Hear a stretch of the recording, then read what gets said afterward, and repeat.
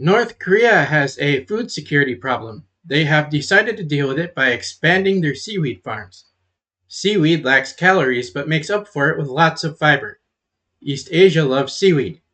So I think North Korea expanding their seaweed farms will be a geopolitical problem in the future.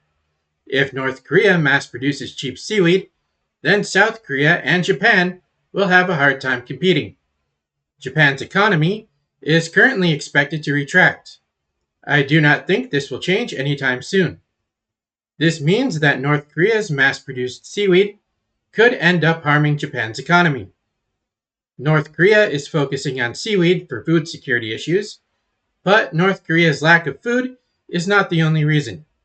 They are also using seaweed farms to get around sanctions and to bring more foreign currency into the country. It is also speculated that they are using seaweed farms to hide some of their military actions from the rest of the world. Japanese, South Korean, and Chinese businesses buy North Korean seaweed despite it being an economic threat.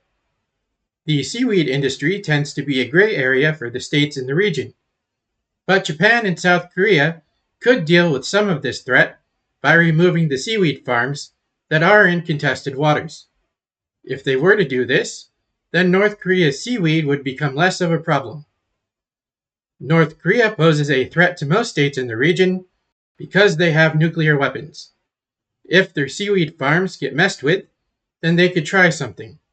But I do not think they would be able to deal with the modern US military, which is stationed in South Korea and Japan. I think Japan and South Korea should turn this situation into their favor. They should buy North Korea's seaweed at cheap prices and then sell them for a higher price.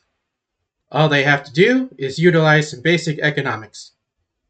North Korea would make some money, but who cares? Nobody takes their threats seriously anyway. Some people fear the North Korean military, but Ukraine has not had an issue dealing with North Korean soldiers.